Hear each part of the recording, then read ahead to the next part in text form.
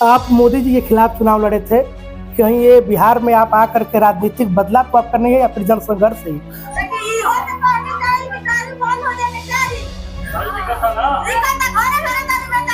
दलित बस्ती में भाई पैसा ही बता रही, जहाँ जहाँ पैर पड़ेगा वहाँ नाश हो जाएगा, मैं बता दे रहा हूँ। सर, कैमूर के ईवीएम में कहीं पंजा दिखेगा नहीं इस बार। इतनी बड़ी पार्टी होने के बावजूद भी अब बिहार में अकेले क्यों नहीं लड़ पाते हैं? राहुल गांधी जी और मुकेश सहनी जी का वो देख रहे हैं, मछली पकड़ते हुए नजर आ रहे हैं। विपक्ष कह रहा है कि ये जीवन भर मछलियां पकड़ते रह जाएंगे। कट्टा शब्द का इस्तेमाल तो नहीं किया ना। ये मोदी जी देश के प्रधानमंत्री जो सबसे बड़े पद पे बैठे हैं वो कट्टा कहते हैं, कट्टा सटाया।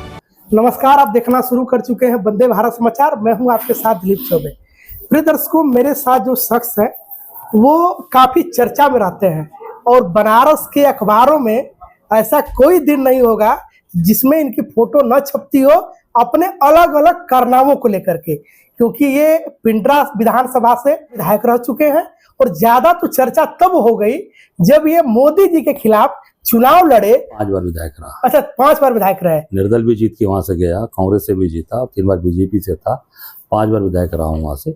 और सबसे कम उम्र में विधानसभा में जाने का अवसर मिला, 25 साल की उम्र में विधायक बन गया था। और उस बार भी 9 बार के कम्युनिस्ट के एमएलए थे, कामरेड उदल 9 बार के एमएलए थे वो। जी। जितनी मेरी उम्र थी उससे ज़्यादा दिन से वो विधायक थे, 45 साल से। तो 25 साल में बाबा विश्वनाथ की कृपा से विधानसभा में गया और 9 बार के विधायक को हराया मैंने। उसके बाद 2 बार सोनेलाल को हराया, राष्ट्रीय अध्यक्ष जो बनते अपना दल के, उनको 2 बार हराया, 2002 हराया, 2007 हराया। फिर पूरी सरकार, बसपा की सरकार को निर्दल के रूप में मायावती को पूरी सरकार लगी थी, उसको हराया मैंने। और फिर कांग्रेस को सपोर्ट किया, राहुल जी को, और राहुल जी के साथ हम लोग चट्टान की तरह खड़े हैं। इस बार मोदी जी, देखिए मोदी जी बेईमानी करके चुनाव जीते हैं। मैं 7 राउंड आगे था, 1 बजे तक आगे था, उसके बाद मोदी चुनाव जीते हैं बेईमानी करके। मैं समझता हूं कि पूरी तरीके से बेईमानी है और किसी तरीके से घिसते घिसाटे 1,52,000 से चुनाव जीते हैं। जो पिछली बार 5 लाख से जीते थे, 1,52,000 से जीते हैं। तो ये साबित करता है कि मोदी चुनाव हार चुके हैं, जबरदस्ती चुनाव जिताएंगे। आप सर यूपी के प्रदेश अध्यक्ष हैं और आप बिहार में के चुनाव में कूदे हैं, कई जगह से हम देख रहे हैं कि लगातार आप घूम करके आ रहे हैं।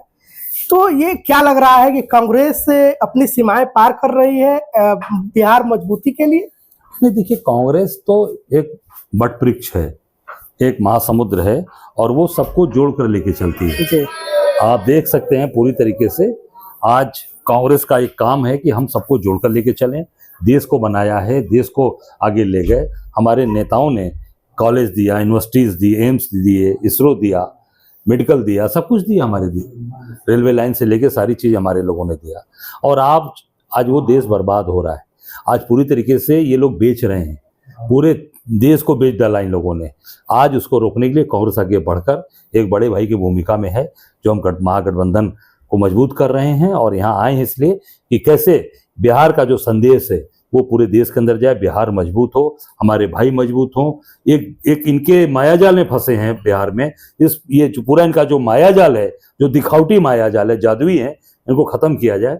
इसलिए हम सब लोग की नैतिक जिम्मेदारी बनती है कि अपने बिहार के भाइयों के साथ, अपने बिहार के परिवार के साथ, बहनों के साथ हम लोग खड़े रहें और उनको सही रास्ता दिखाएं और महागठबंधन को मजबूत करें, महागठबंधन के साथ बिहार चले। ये सबसे हम आग्रह विनती करें। सर, कैमूर के ईवीएम में कहीं पंजा दिखेगा नहीं इस बार? देखिए मैं इतना ही कहूँगा, देखिए मैं इतना ही कहूँगा, पूरे देश में पंजा ही पंजा है।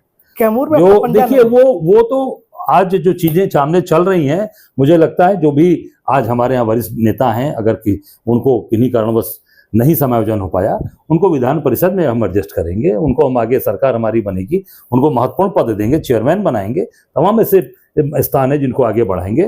पर पंजा आगे बढ़ता है और पंजा ही पंजा रहेगा, उसका कोई मुकाबला नहीं है। आप मोदी जी के खिलाफ चुनाव लड़े थे, कहीं ये बिहार में आप आकर के राजनीतिक बदलाव तो आप करने हैं या फिर जन संघर्ष है? नहीं, राजनीतिक बदला, देखिए राजनीति में हमेशा एक दूसरे के साथ खड़ा हुआ जाता है। एक भाई, छोटे भाई, बड़े भाई को जरूरत है। एक छोटा भाई, आज बड़े भाई, आज बिहार हमारा छोटा भाई है, हम बड़े भाई के रूप में यूपी। और एक रिश्ता है हमारा यहाँ से, रोटी बेटी का रिश्ता है जो बिहार के लोगों से। तमाम हमारे यूपी की बहु बेटियाँ यहाँ आई हैं, यहाँ की तमाम बहु बेटियाँ भी यूपी गई हैं। तमाम लोगों का भी तमाम रिश्ते नाते, यहाँ के लोग बनारस में बड़े बड़े स्थान पर बैठे हैं। अभी पता चला कि चंद्रमौली उपाध्याय जी और तमाम ऐसे लोग जो इस यहाँ से आते हैं, मुझे निश्चित तौर से मुझे जानकर खुशी हुई कि आज सब लोग हमारे साथ आ रहे हैं, सब लोग मिलकर काम कर रहे हैं, सब लोग मिलकर एक मजबूत करें बिहार को, इस पे हम लोग काम कर रहे हैं। ये वाला बयान बड़ा वायरल भी हुआ था कि आप बोल रहे थे कि नीतीश कुमार जो शराब तस्करी का एक कहे तो वैकेंसी ला दिए है। नहीं, आप देखिए, ये मैं अभी मैं लगातार 4-5 दिन से बक्सर में हूँ। आप देखिए, ये बक्सर में एक महिला, सीमा नाम की एक महिला बोल रही थी।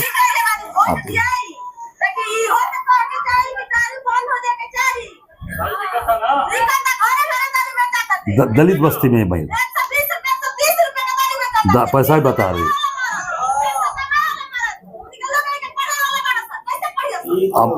अब ये आप देखिए कि एक परिवार में इस तरह की भाषा सब लोग कह रहे हैं। एक कह रहे कैसे अपने बच्चों को पढ़ाएंगे, कैसे बच्चों को भविष्य को लेकर। ये कहते हैं शराबबंदी करते पूरा अमन चैन हो जाएगा, और आपने भ्रष्टाचार को, तस्करी को बढ़ा दिया और नौजवानों को भविष्य खराब कर दिया एकदम। ये नौजवान महिला जो बोल रही है, आप देखिए, ये कोई एजेड महिला नहीं बोल रही, ये देखिए बच्चे खड़े हैं, ये नौजवान महिला सीमा नाम है इसका, और ये बेचारी कह रही कि हम अपने बच्चों को वोट दिया ही, पर का हमारे बच्चन का क्या हुई। तो आज ये पूरी तरीके से सरकार का राजस्व का भी घाटा हो गया और अव्यवस्था पैदा हो रही है। आज जो पूरी तरीके से इलीगल कर दिया और घर घर में शराब बिचवा रहे हैं। ये साबित करता है कि पूरे प्रदेश के अंदर महा जंगल राज चल रहा है और हत्याएं हो रही हैं, मर्डर हो रहा है, गाड़ी चढ़ाई जा रही है, गला काटा जा रहा है, अस्पताल के अंदर हत्या हो रही है। क्या हो रहा है? इससे साबित होता है। बोल रहा है क्या महागठबंधन की सरकार फिर शराबबंदी खत्म? देखिए, मैं इतना ही कहूंगा कि ये हमारे समय में ये निश्चित तौर से इस पर निर्णय होगा, और कम से कम हमारे समय में ये इसका तस्करी नहीं होगी, इसकी स्मगलिंग नहीं होने देगी। सर, आप इतनी बड़ी पार्टी होने के बावजूद भी आप बिहार में अकेले क्यों नहीं लड़ पाते हैं? देखिए, आज जो स्थितियां हैं पूरे देश के अंदर, वो आज पूरे देश के अंदर स्थिति ऐसी बनी पड़ी है कि हम लोग एक हम लोगों ने तय किया कॉमन मिनिमम प्रोग्राम में कि एक महागठबंधन बना है, जिसमें अलग अलग प्रदेश में अलग अलग दल इनके साथ हैं, और कल केवल हम अपने स्वार्थ के लिए हम सारी चीजों को तिलांजलि दे देंगे। मुझे लगता है कि आज देश हित के अंदर, राष्ट्र हित के अंदर, जो समाज के अंदर जिस तरीके से इन्होंने पूरा एक व्यापारीकरण कर दिया राजनीति का। पैसा पहले था कि लोग वोट में जाते थे, वोट चुनाव में पैसा खर्चा करते थे, गाड़ी चलती थी, लोग खाना खाते थे, लोग को दिक्कत होती थी। आज वोट के प्रति पैसा बांटा जा रहा है। कितने वोट हैं आपके घर में? 4 वोट है तो उनको 40,000 रुपये बांट दो, 50,000 बांट दो, 30,000। ये पूरी भाजपा कर रही है, पूरे देश के अंदर कर दिया इन्होंने। बनारस के अंदर 250 करोड़ रुपया खर्चा किया मोदी ने, 250 करोड़ रुपए। और हम कहां से हम पाएंगे? आप पूछिए, हमारे जिलाध्यक्ष सारे लोग बैठे हैं, पूरी तरीके से बर्बाद कर दिया। आज पैसे देकर वोट खरीद रहे हैं, अभी 10,000 रुपया दे रहे हैं महिलाओं को, डाल रहे हैं अकाउंट में। क्या है ये? क्यों नहीं इसके पहले दिया आपने? चुनाव के समय 10,000 याद आ रहा है आपको? इसके पहले देना चाहिए था ना आपको। इससे साबित होता है कि पूरी तरीके से ये लोगों को रिश्वत दी जा रही है और लोगों को वोट खरीदा जा रहा है। एक वीडियो खूब वायरल हो रहा है राहुल गांधी जी और मुकेश सहनी जी का, वो देख रहे हैं मछली पकड़ते हुए नजर आ रहे हैं। विपक्ष कह रहा है कि ये जीवन भर मछलियां पकड़ते रह जाएंगे। देखिए, अब विपक्ष के पास मैं तो नहीं कहूंगा, कम से कम विपक्ष की तरह कट्टा वाली बात तो नहीं बोला ना उन्होंने। कट्टा शब्द का इस्तेमाल तो नहीं किया ना। ये मोदी जी, देश के प्रधानमंत्री जो सबसे बड़े पद पे बैठे हैं, वो कट्टा कहते हैं, कट्टा सटाया। ये मोदी जी प्रधानमंत्री, जिसका मतलब जानते हैं कट्टा क्या है, सारी चीजें को कट्टा इसका मतलब कि वो उस तरीके से जान कर आए हैं, वो संस्कृति उनको मालूम, सारी चीजें चली आ रही हैं। और बिहार का अपमान किया, बिहार के भाइयों बहनों का अपमान किया। जो कट्टा, अरे मछली पकड़ना, ये तो भाई गंगा पुत्र वही निषाद समाज ने माँ भगवान राम को नैया पार कराया, भगवान राम के खेवनहार बने, वही निषाद समाज उनको जो है पार कराया भगवान राम को। उनके बुरे समय में उनके साथ खड़ा रहा वो निषाद समाज। तो आज निषाद समाज, देश के ऊपर कठिनाई आ रही है, देश आज बुरे समय में है, तो निषाद समाज खुलकर आ गया कि हम राहुल गांधी के साथ खड़े हैं, चट्टान की तरह खड़े हैं, और बिहार वासियों के साथ खड़े हैं। पूरा निषाद समाज आ गया, मैं उनका सम्मान करता हूँ। कैमूर में 7 तारीख को मोदी जी आ रहे हैं, कह रहे हैं कि माहौल बदल जाएगा आने के बाद। देखिए कि बताएं, अब जहां पैर पड़ेगा वहां नाश हो जाएगा, मैं बता दे रहा हूं। आप देख लेना मेरी बात, आप जहां वो जा रहे हैं, जिस जगह बैठ रहे हैं, वहां का माहौल और भी इनकी विपरीत हो रहा है। क्यों? क्योंकि मोदी जो कह रहे थे ना कि 2 करोड़ लोगों को नौकरी देंगे, 15 लाख रुपए यूं ही अकाउंट में चला जाएगा, काला धन, तमाम बड़ी बड़ी बातें बोले थे, अच्छे दिन आएंगे। अरे यही अच्छे दिन है कि 1,22,000 रुपया, 1,23,000 रुपये 10 ग्राम हो गया सोना। आप बताओ ना, 14 में कितने था? 22 से 24,000 रुपया 10 ग्राम था।